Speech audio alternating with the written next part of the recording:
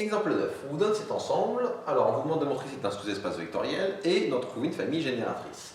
Il se trouve que pour le coup, quand je vais chercher une famille génératrice où vous allez voir dans quelques minutes ce qu'on appelle une base d'un ensemble, en faisant ça, on va réussir à montrer en même temps que c'est un sous-espace vectoriel. Je vais vous montrer comment on fait ceci. Alors, trouver une famille génératrice de cet ensemble, c'est quoi? C'est je veux trouver une famille qui permet de trouver tous les vecteurs qui soient là-dedans. Autrement dit, je veux que n'importe quel vecteur de E s'écrit sous la forme de une constante fois un vecteur de la famille, plus éventuellement une constante fois un deuxième vecteur de la famille, plus éventuellement d'autres, on verra après avec combien il peut en avoir en maximum. Alors comment je vais faire ceci? Je vais donc prendre un élément quelconque dans E, je vais prendre soit U appartenant à E, je vais lui donner des coordonnées, donc U, coordonnées X, Y, Z appartenant à E, et je vais voir ce que je peux en dire.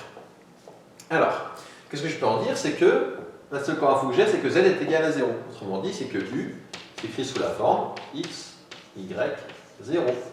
Comment je peux réécrire ça? Je peux séparer, je peux dire que c'est le vecteur X, 0, 0, plus le vecteur 0, Y, 0. Et en faisant ça, je peux dire que c'est X facteur de 1, 0, 0, plus Y facteur de 0, 1, 0. Très vite, je vais passer directement de là à là. Vous allez voir qu'on va souvent faire ça, je passe directement de là à là. Autrement dit, qu'est-ce que je viens de dire? Je viens de dire que si je prends un élément quelconque dans mon ensemble E, il s'écrit sous la forme une constante. X est une constante ici. Quand je dis que X, Y, Z appartenant à E, ça veut dire que X est un réel, Y est un réel, Z un réel. Autrement dit, chacun pris individuellement, X est un réel, Y est un réel, Z un réel. Donc, mon vecteur U s'écrit sous la forme une constante quelconque fois le vecteur 1, 0, 0, plus une constante fois le vecteur 0, 1, 0.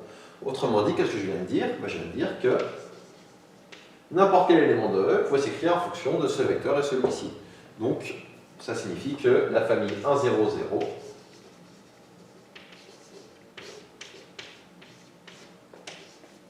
alors, la famille composée du vecteur 1, 0, 0 et de 0, 1, 0 est génératrice de E.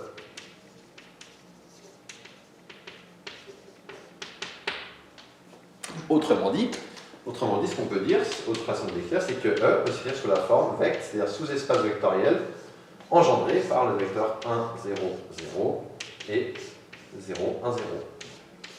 En particulier, si E est un sous-espace vectoriel engendré par deux vecteurs, ce que je peux dire, c'est que, en particulier, E est un sous-espace vectoriel.